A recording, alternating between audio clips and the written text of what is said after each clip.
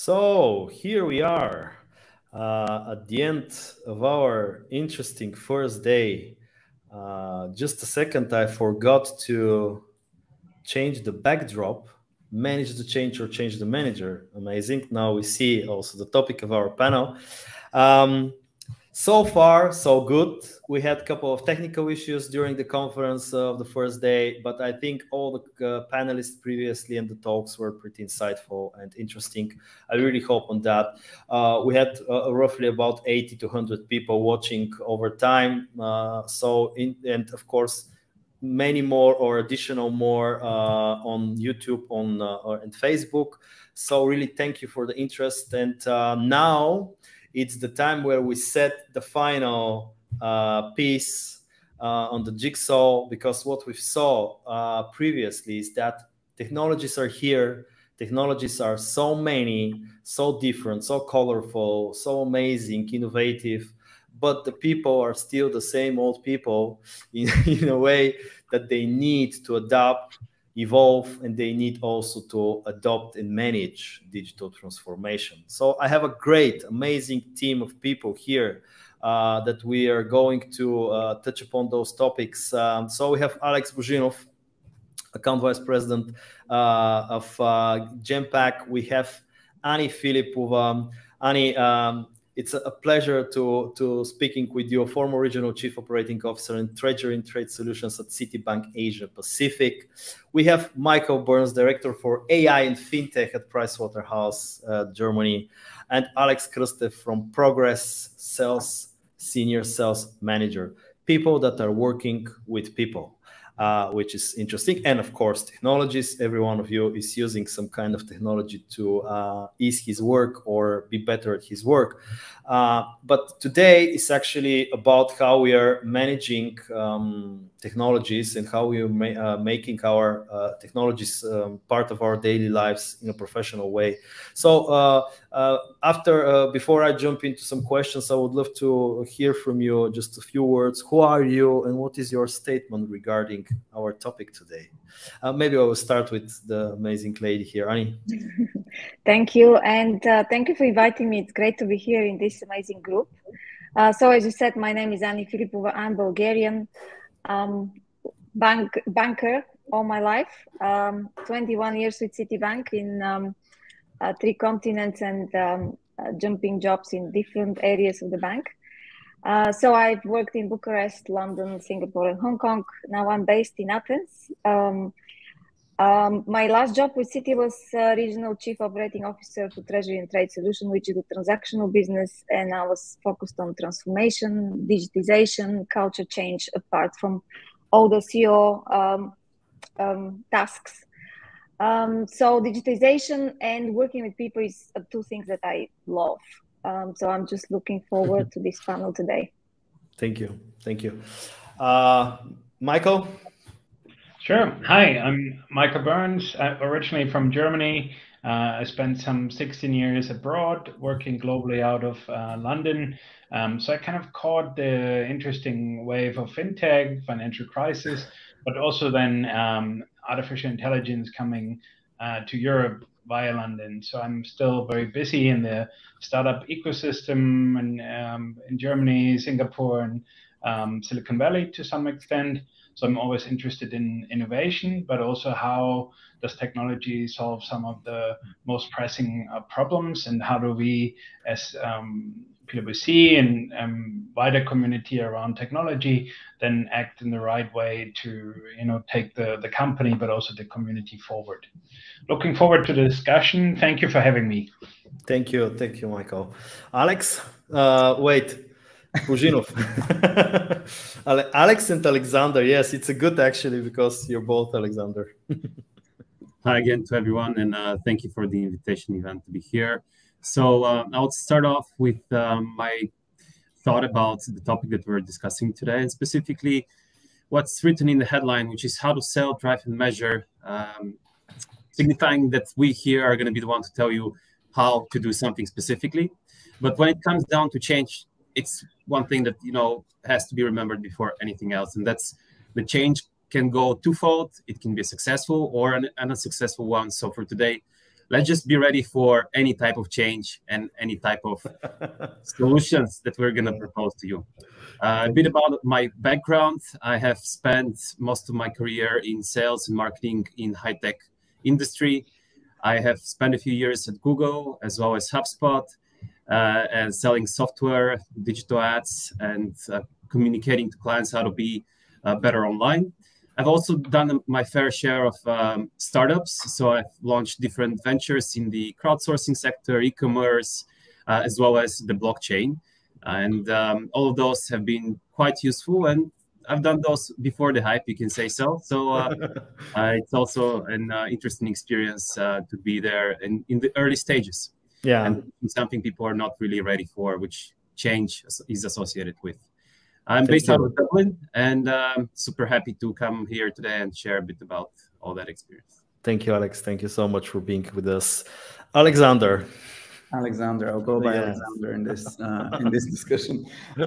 So my name is Alexander Krustev. I've spent, I think, a good 15, 16 years working mainly in sales.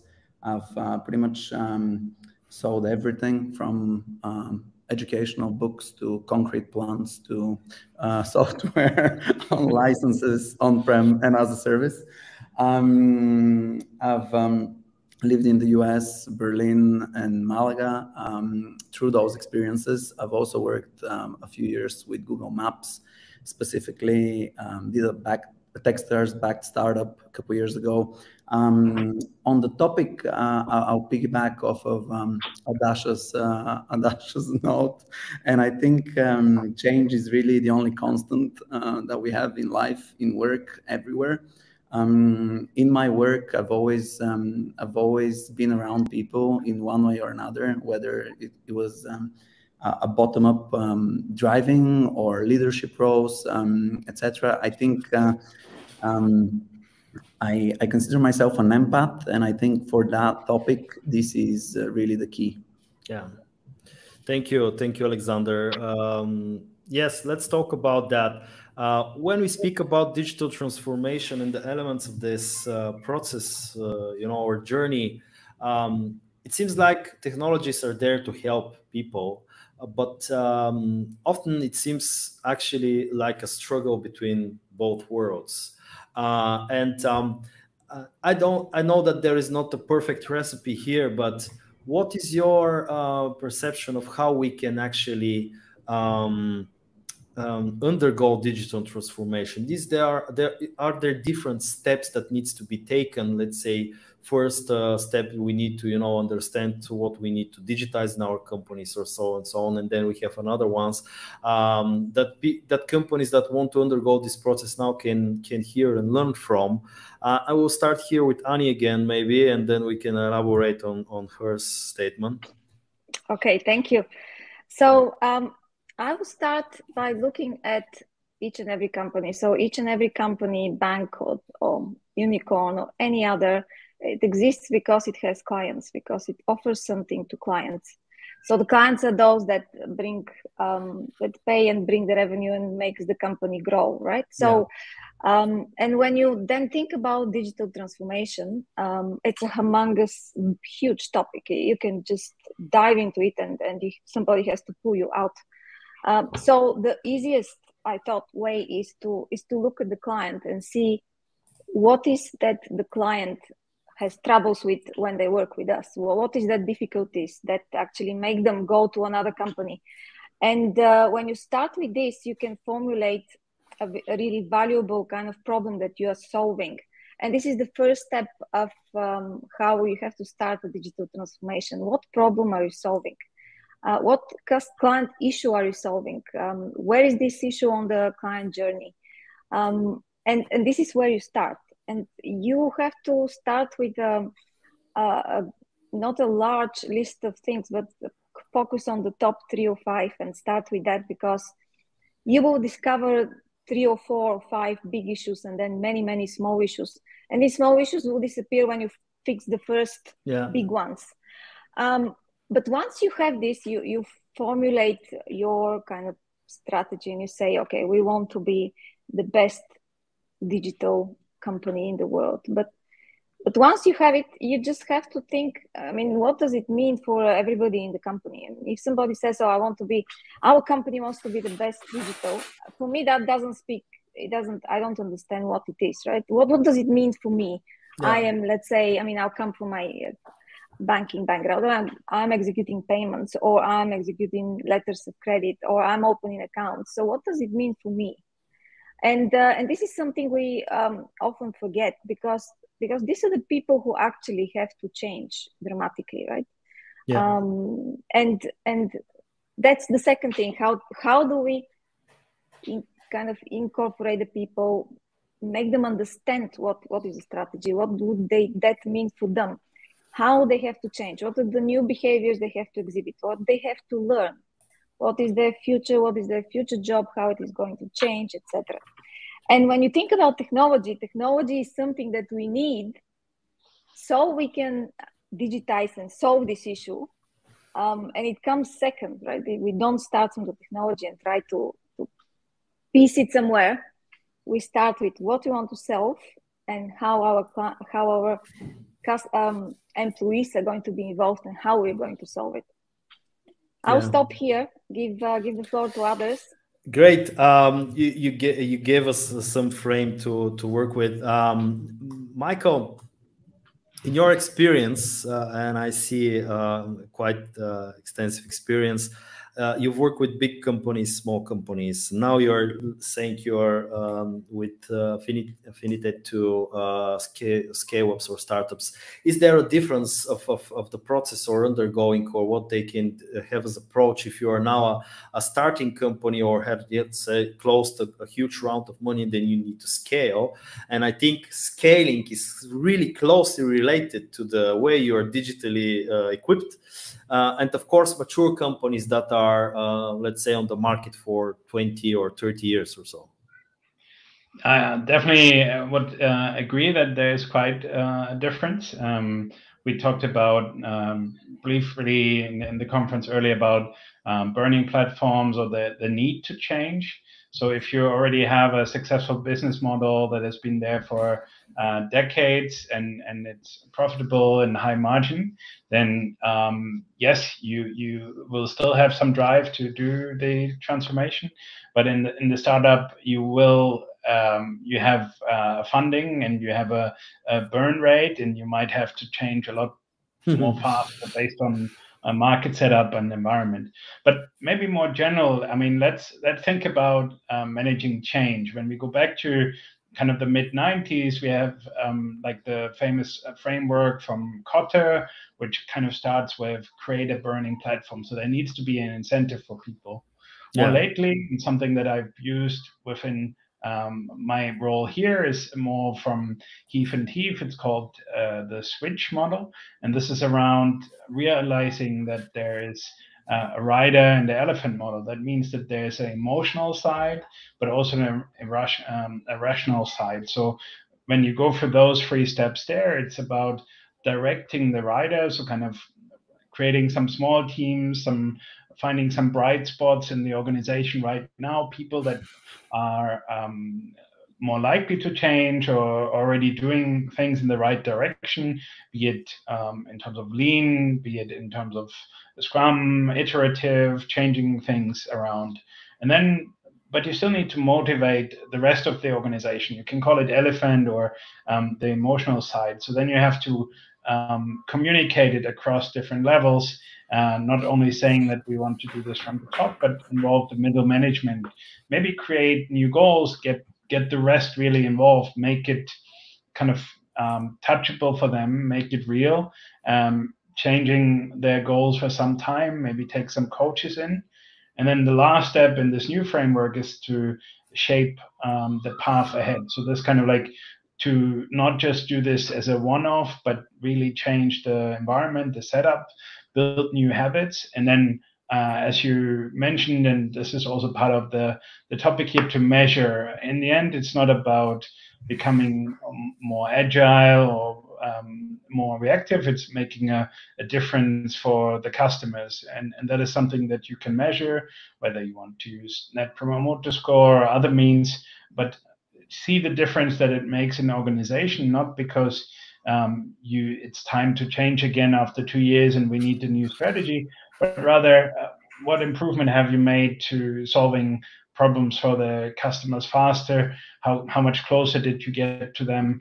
Did you take the organization with you to make it more resilient in a more dynamic market environment? There's many more things to mention here, but like Annie before, I also want to give the other speaker a chance. Yeah, great. I will take something from your statement, and that is the relation to those people that are really more adaptive to change within the company, and then you can on first level work with them so that they can after that spread the word or influence other people to adopt or to change. The question is to both of you, Aleks and Alexander, regarding what you've seen from your experience working with global companies, of course, and within your own company that is challenging when we talk about driving transformation on different levels. And is it a top-down approach, or it's better to work with horizontal approach or from bottom up? What you can say about that, Alexander? I think, and I'll use a bit of Michael's reference. I think the major issue is that many organizations are very much used to their ways on a high margin and very good profitability, which builds an internal very large comfort zone for that company not to adopt change and not to drive innovation. And we've seen this in history many times, where there's always a conflict between the steady business that drives profitability and disruption. I think hundreds of huge companies and market leaders have been disrupted and were out of business over, I don't know, the last 100 years. There's so many examples for that, like say Seagate on hard drives or MySpace in social media. But I think what I see personally is it is the same conflict, more or less. It is difficult to get the organization to invest a large sums of money for innovation that is not necessarily driving revenue for shareholders many times.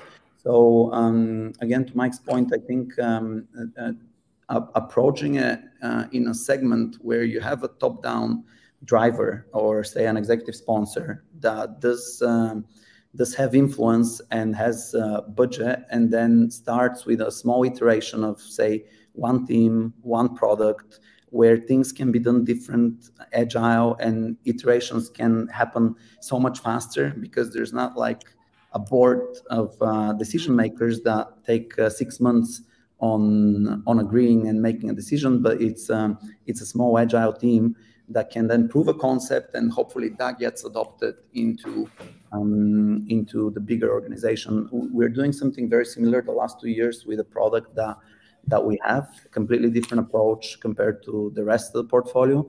And even though it's say a small portion, is a couple of million a year revenue, but dying, it is now back on growth.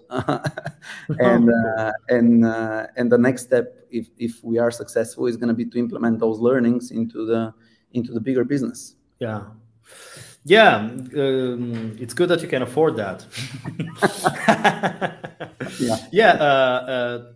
It's, let's face it, let's be honest, it's digital transformation meets budget allocation, meets money investment. So it's not something cheap that you can just do with buying, I don't know, or using MailChimp, I don't know.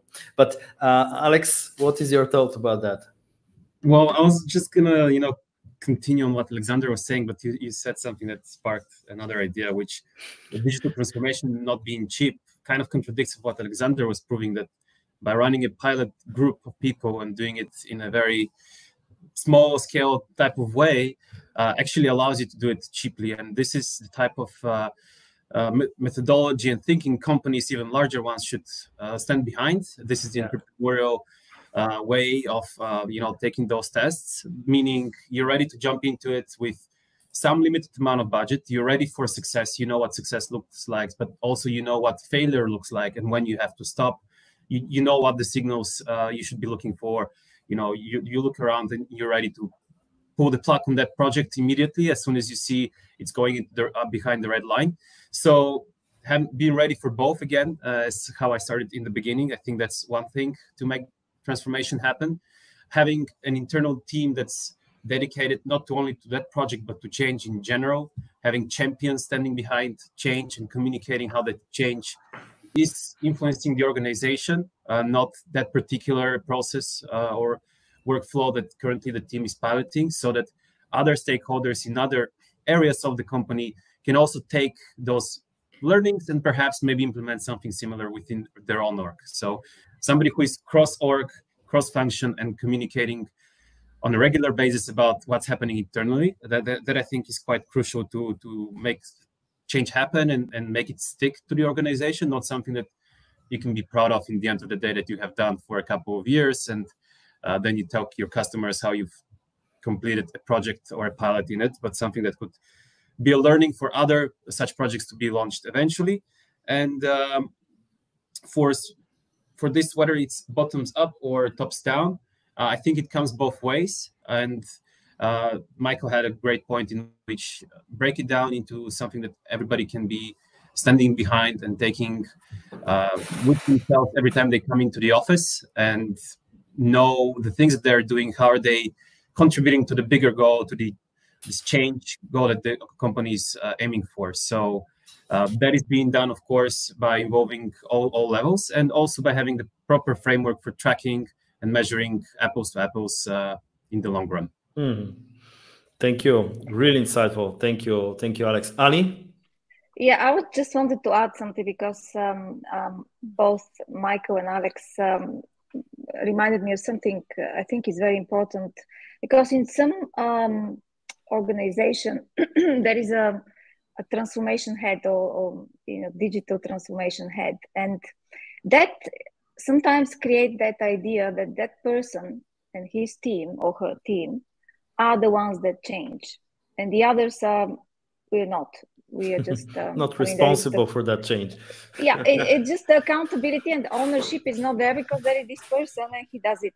So that everybody should be careful about this and how they frame it, because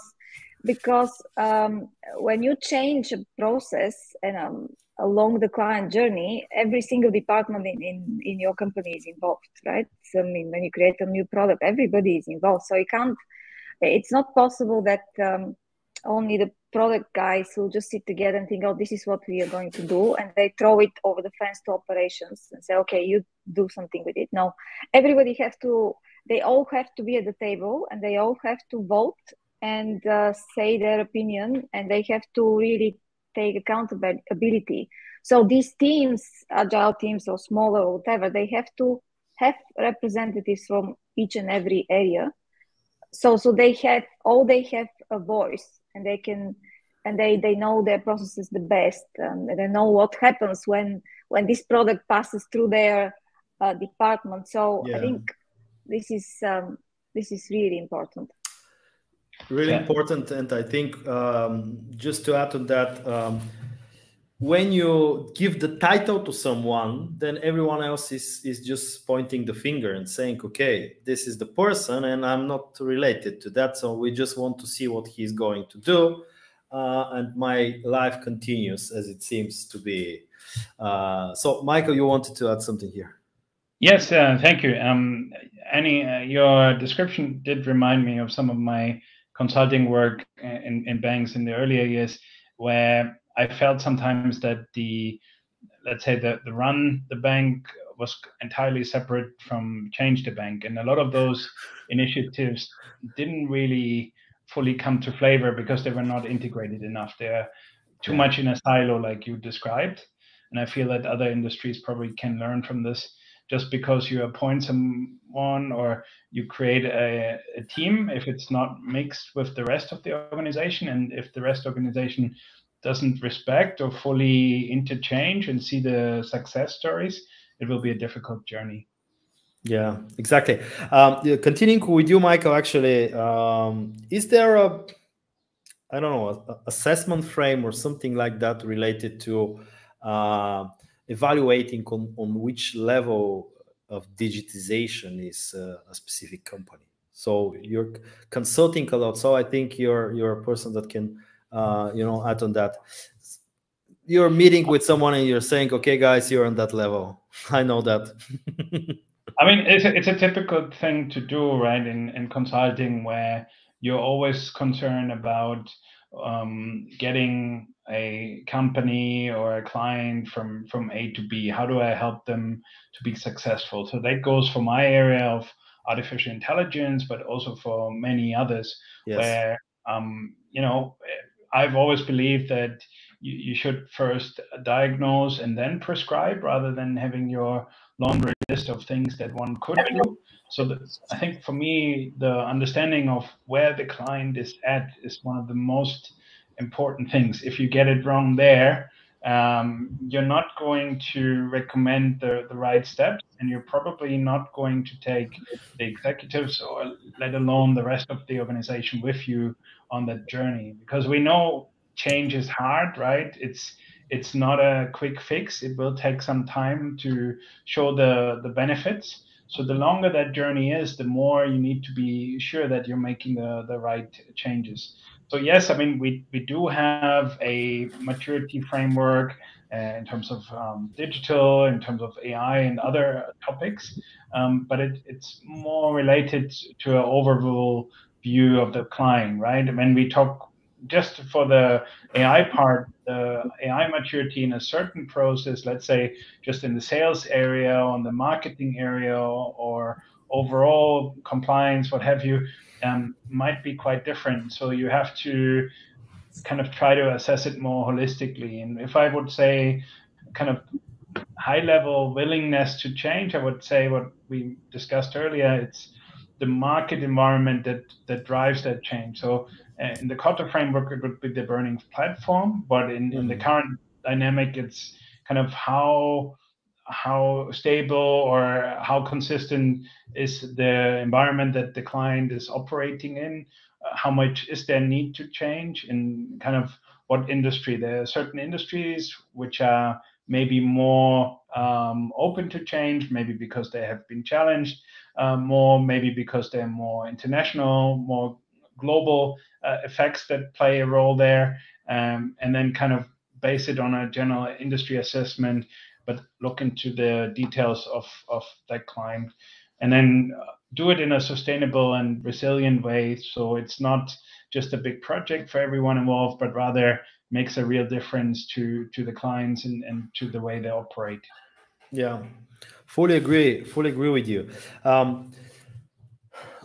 When we talk about different agents or different stakeholders in the digital transformation process, we have a couple of scenarios, but the one is actually more often to see now is that not only consulting giants and companies like PwC are there on the market to consult and to be the doctor that can give you the recipe, as Michael said, but also companies like Genpact and Progress as well are having this consultative function because of the uncertainty of the client, what he wants to firstly to implement and to achieve.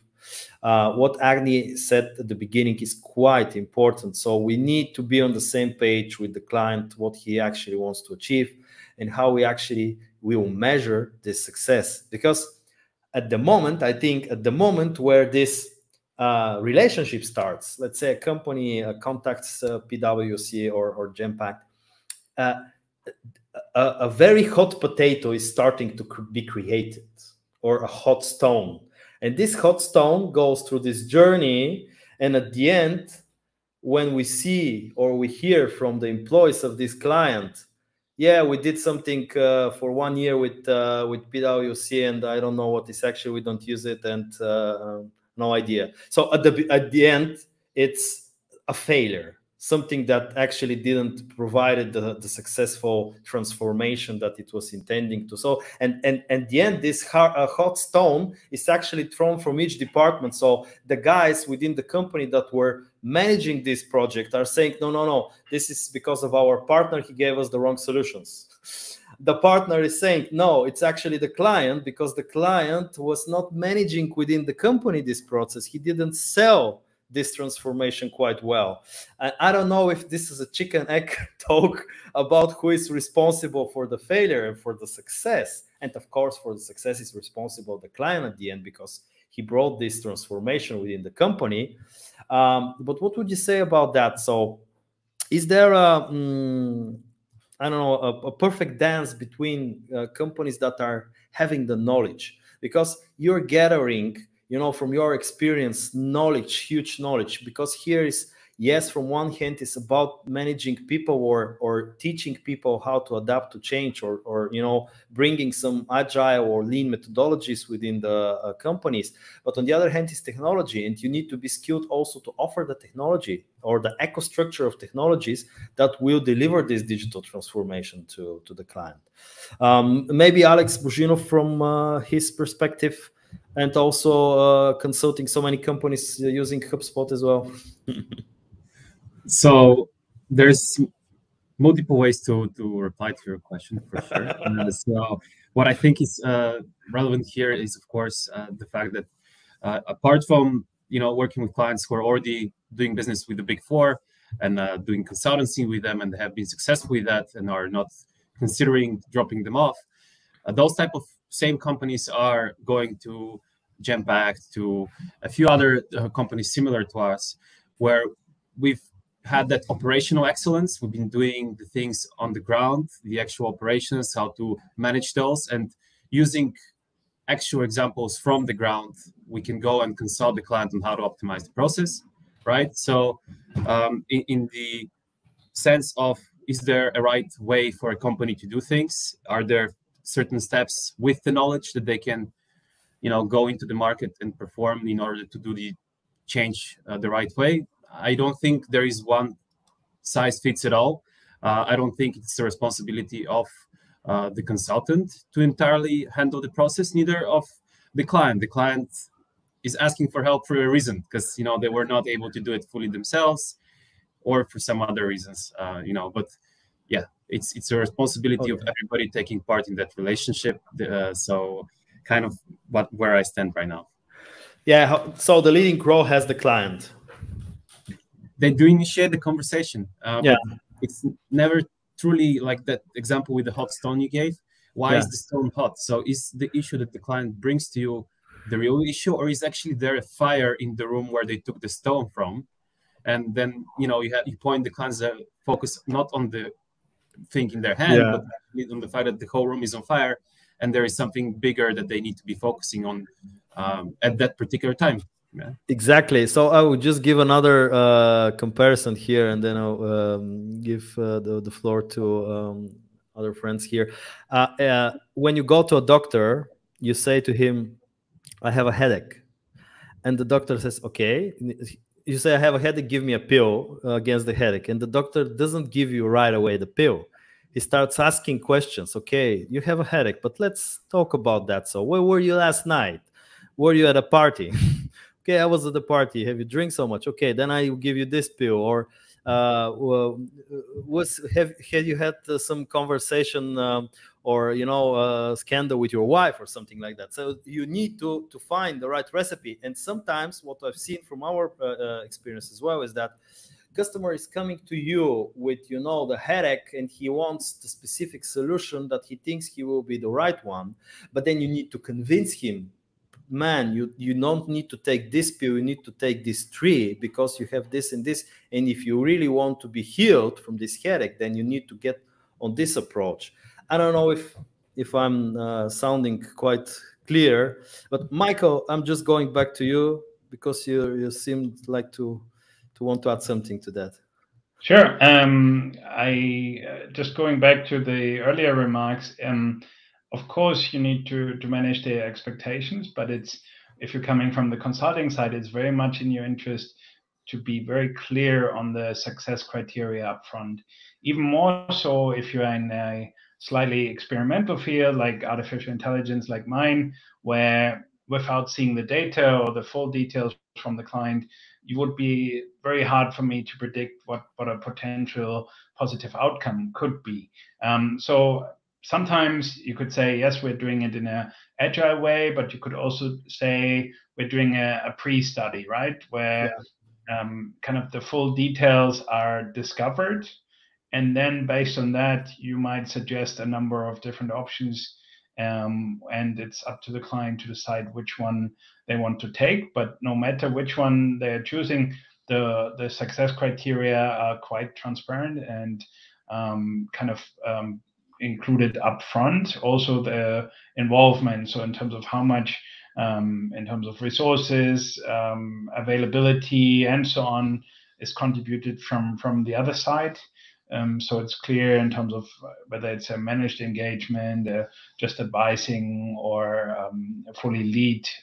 So they're kind of, let's say, different approaches to dealing with this. I don't think there is like a ideal solution. I would say, particularly when it comes to digital transformation, as Annie and others have said, it's such a huge field that it's kind of from upfront, it's impossible nearly to predict all the potential outcomes or the likelihood. But I think you can kind of pull some levers to make a positive outcome more likely.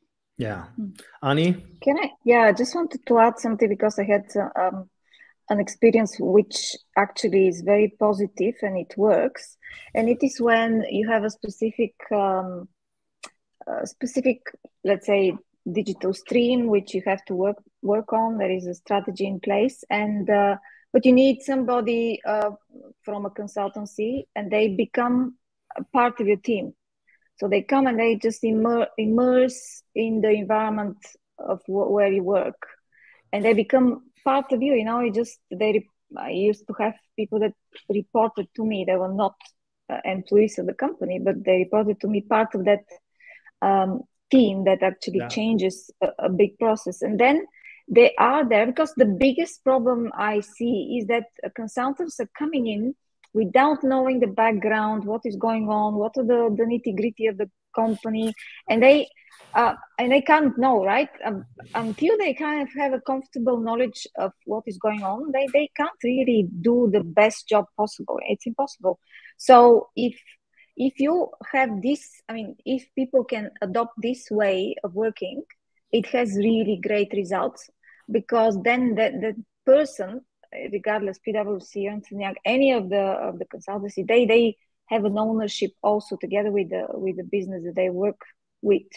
And these are long-term engagements, like 6 to 12 months, like secondments. I found these to be really, really good, because then the consultants can use their experience from other places and adjust it to whatever they have at hand, working with the other people from the place who know everything. Thank you. It's really right when you're saying that it's not only about giving the recipe, but also about helping you execute all the steps that we gave you. And this is very, very important. Being right there with you on the field, which is quite important. Mr. Krustev, any thoughts on that? A couple of thoughts. Thank you. I really like what Annie is describing. It sounds like a perfect state, and I think it's amazing. I think this does work in a, say, mixed team with consultants or, say, vendors and internal teams, as long as she said, there's some skin in the game and there's no internal versus external competition. So I've seen many times functions that are competing for similar results, which usually always leads to a disaster. So unless that is well communicated internally and everybody's on board that this is happening and it's not related to their job security or to their success at the company or to size of the team or location, then it can be successful. Mm-hmm. Thank you. Yeah, well, I think when we talk about managing the process, as we already said, there are different stakeholders. But I want to I want your comments on that. we see that within the companies, as I will give you all again this parallel with healthcare and doctors, but there is the word prevention and there is the word preparation. And I think when you are prepared to undergo treatment, this treatment is much more effective than if you are resistant to this one.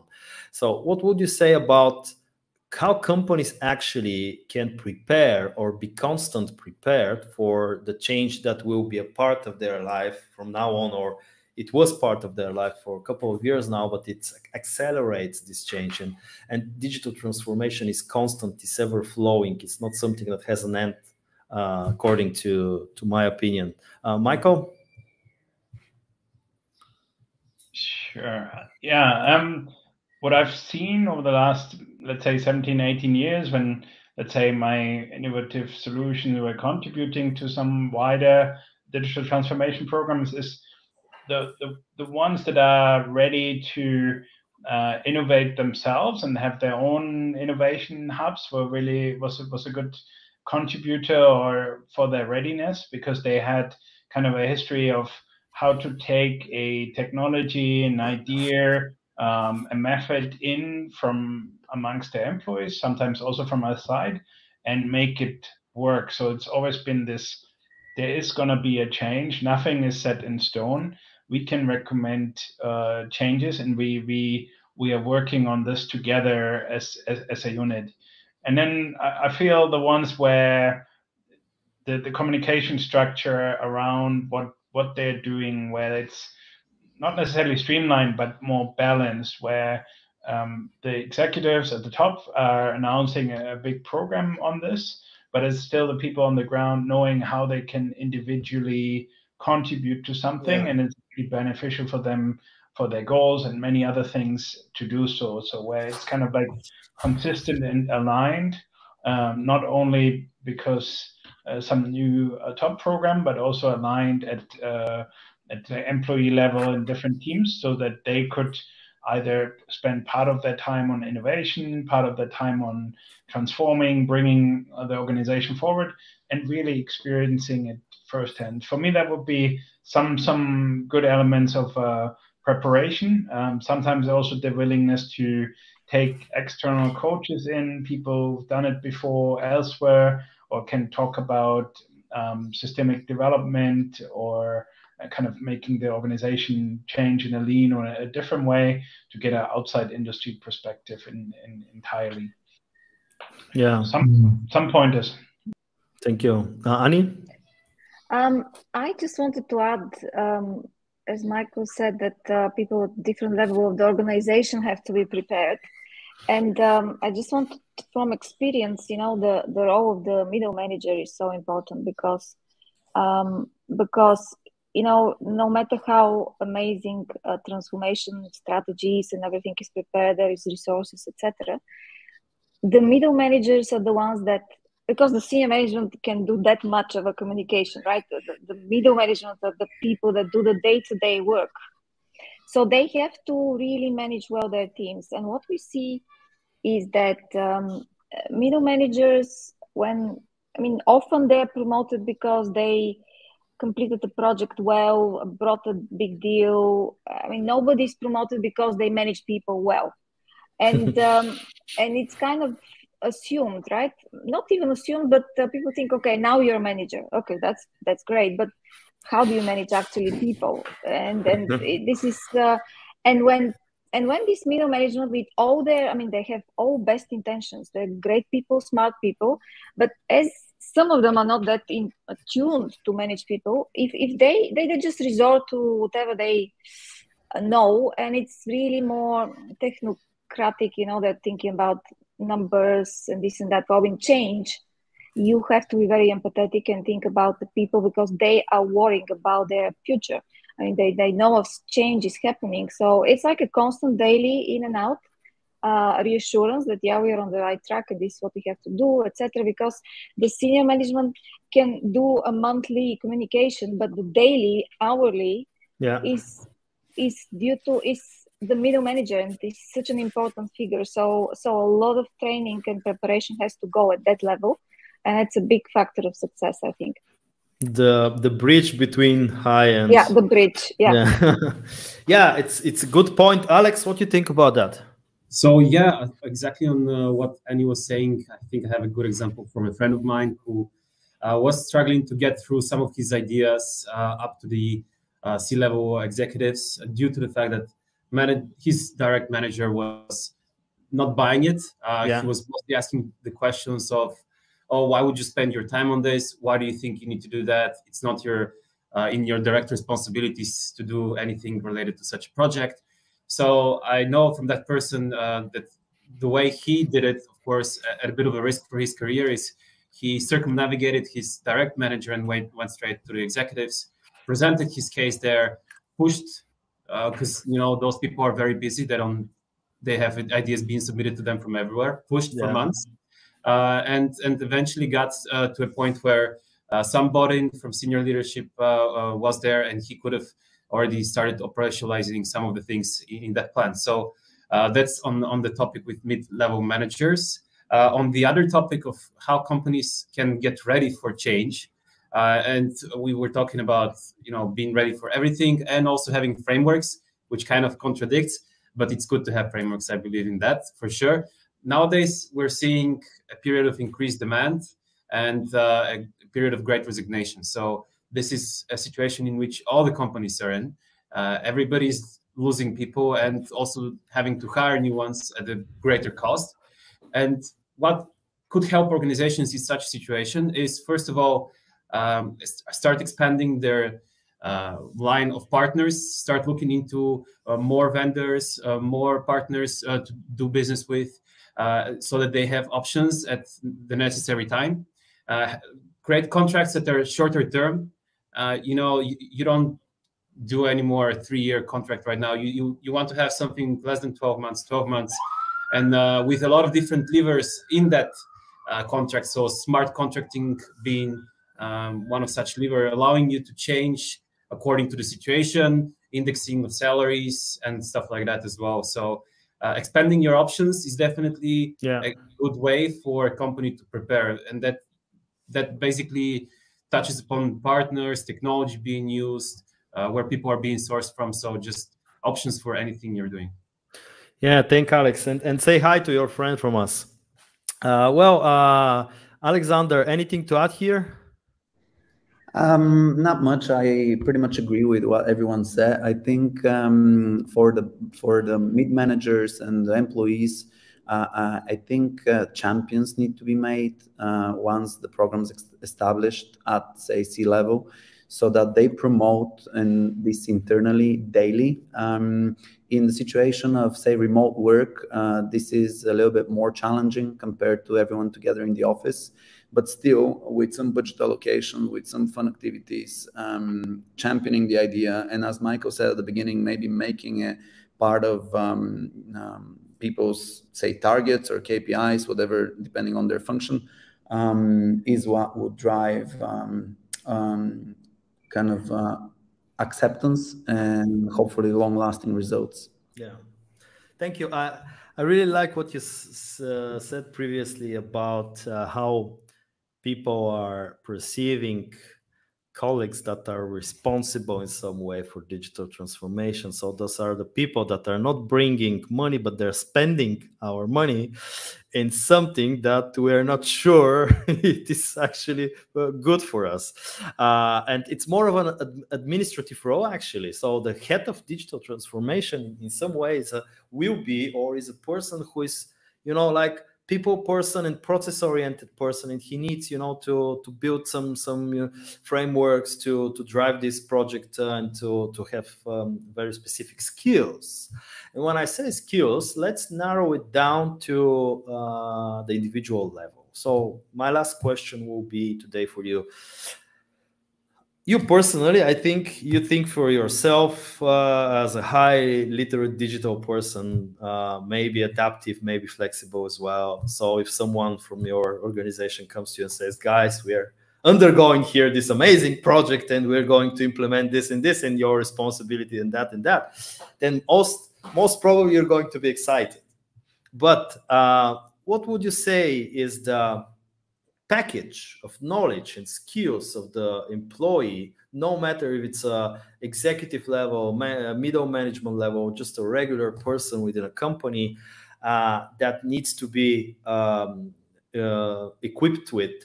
And I think we need to start with the saying that companies nowadays need to inject in their DNA, in their company culture, the constant change. So if someone starts a project within the company that will change some processes, everyone needs to be okay with that. Okay, we're changing again, no problem. So we're going to do this together. But what are the other skills that a person needs to have, an individual? Because no matter what kind of company you're working now for, these skills will help you in the next one, or finding or founding your own company. So, Michael, I'll start with you. Sure. I did talk about the rider and the elephant framework earlier, just to make it maybe clear. Yeah. I still believe that in this modern day and age, it's not about the technologies, or let's say how much different methods you're involved. Is what sticks at the end. And in order to make it stick, you need to understand the people on the way. So for me, empathy, reading people, then trying to influence or understand how do you get them motivated to be part of this is one of the most important things, rather than let's say only a thorough understanding of AI or disruptive technologies that could get this digital transformation going. And then when you want to build habits and really make this sustainable and long term, it's really, I think you need to have a genuine interest in the people itself, so that you can see where they go on their journey, in terms of, yes, what's in it for them, but also what motivates them day to day to work on this, even though the results will not show up next month or the next 6 months. It's a long journey, and you kind of need to pick the right team to execute it, and understand what the blockers are, who you still need to get. It's a little bit like preparing a really complex stakeholder meeting, where sometimes maybe you want to go before that in the extra round and meet each stakeholder separately, understand what their concerns could be, and then move on to the next one to be fully prepared and take them with you in the end. But there are quite a few elements. I think it's hard, like any change. There's a number of pitfalls, but if it's just, let's say, if it all comes down to one skill, I would say understanding people. Thank you. Empathy, understanding people. Thank you, Michael. Alexander? I fully agree with Michael. I was going to say, to keep my statement short, that generally for people, I would be looking for adaptability, flexibility, and drive. This is for any person that is to join, and culture fit, obviously. Any person that is to join my personal organization, I think this is of highest priority and value, because anything that happens, any change, any restructure, any new process or product, then can be accommodated, regardless of whether that's a junior person or senior person joining. I think if you have that underlying foundation, then you're safe to grow with these people. And to the empathetic point, I fully agree. I think it should always revolve around the people. And it's a very important thing that I feel leaders often forget, is that people don't care how much you know until they know how much you care. So exactly. If you drive everything through that perspective and through the person's eyes, then change and new process are easy to adopt. Thank you, Alexander. Aleks? So I agree with all the points mentioned so far, and just one thing that I think is relevant for anybody handling change right now. We're trying to hire people who are great storytellers, and mostly we're looking for such a skill when it comes down to marketing and salespeople. But I think storytelling is something that needs to be learned across the whole organization, because, as you mentioned, there will be people that buy the change and people that wouldn't. And the ones that buy it would have to tell the story to the rest so that everybody understands it. And that's why we need to hire in every department somebody who can tell a story. Oh, you're so right. So people that are, sometimes managing digital transformation projects are more of a technical people, so technical person, and these guys are not the sweet talkers that we sometimes want. So we want to have these internal salespeople that can influence and ignite interest on the process. So, Annie, we started with you. We are finishing with you. No pressure. So I think there's several things, 3 things I would say. The first thing is, I mean, I agree with everybody else. Very important feature of this person and quality is to be able to achieve agreement among very different stakeholders. I mean, being able to get in their shoes and, solve disputes and achieve agreement, because things move forward with agreement. I mean, it can be 20% agreement, can be 80%. It is agreement, right? Some people will not be that happy. Some will be happy. So that's the first, that's very important for me. I think people who can achieve that and know the give and take are really succeeding in leading this transformational change. And then they have to be transparent and honest. There are no hidden facts. Yeah, everything is on the table, all the cards, and they have to walk the talk. Whatever they say and want other people to do, they have to do it. So walk the talk is so important. Lead by example. Otherwise nobody would trust them, and then no result. We had a small project with a Bulgarian company here. It's actually this example is applicable to any other country, but they hired us to implement HubSpot within their client-facing team, so marketing, sales, and client service. And we had lots of sessions, educational, implementational, strategy sessions, a couple of months' work. And actually, on all those meetings, never once there was a person from senior management or executive management. At the end, this project was not adopted quite good, and people were not using the tools because they didn't see this leading by example. So nobody told them that this is actually very important for the company itself. That's why they failed. So I think really what we can highlight from our talk today is change happens on all levels. It's complex. It's really company driven.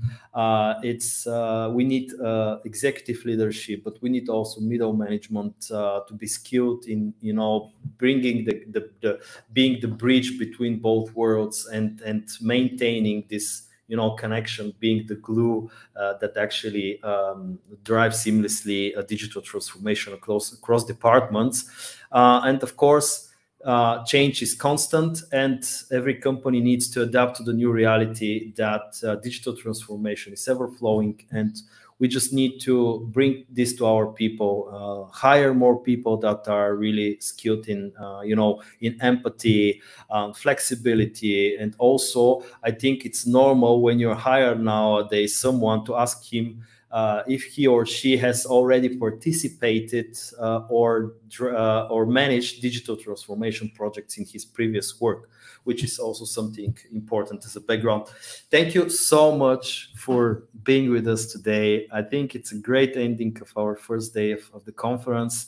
Quite insightful stuff was shared from you and from the previous speakers. I hope everyone enjoyed it.